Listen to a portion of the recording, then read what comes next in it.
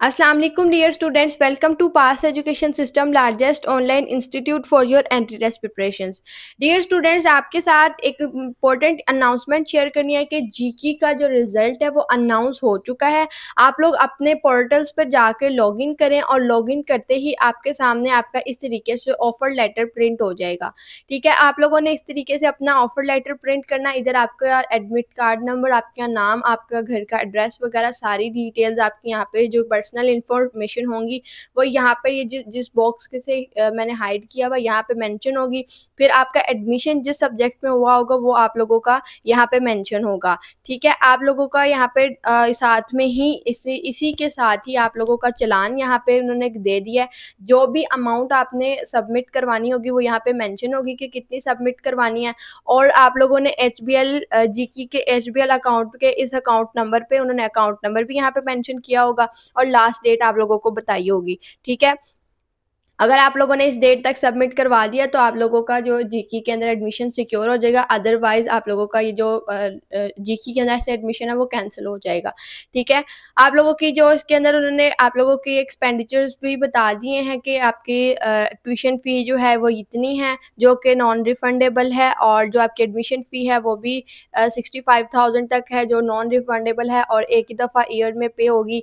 और mess advance भी, security deposits भी और बैंक चार्जेस को मिला के आप लोग का टोटल जो एक्सपेंस है वो ये बन जाता है।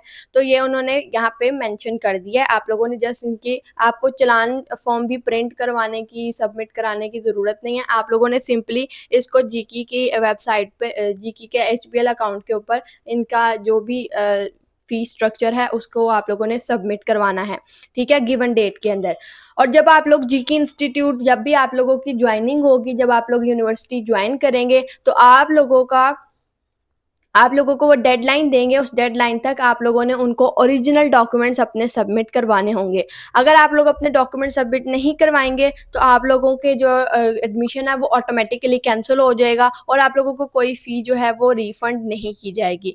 और अगर आप लोगों का रिज़ल्ट आता है सेकेंड ईयर का और सेकेंड ईयर के रिज़ल्ट के अंदर आप लोगों के मार्क्स कम आते हैं या आप एलिजिबिलिटी क्राइटेरिया को मीट नहीं कर पाते हैं तो आप लोगों का रिफ़ंड हो जाता है ट्यूशन फ़ी और सिक्योरिटी डिपॉजिट का, लेकिन एडमिशन फ़ी आपकी रिफ़ंड नहीं होती है। और अगर आप लोगों ने अपना इनएलिजिबिलिटी प्रूफ जो है वो ओरिजिनल फॉर्म में यूनिवर्सिटी को सबमिट नहीं करवाया तो जो आप लोगों का जो होगा एलिजिबिलिटी क्राइटेरिया की बेसिस पे आप लोगों को हो सकता है कि वो आपको रिफ़ंड भी ना करें। इसलिए अगर आप लोग इनएलिजिबल हो गए हैं तो टाइमली उनको अपना ओरिजिनल प्रूफ दिखाएं ताकि आप लोगों को रेलिवेंट इंफॉर्मेशन प्रोवाइड कर सकें।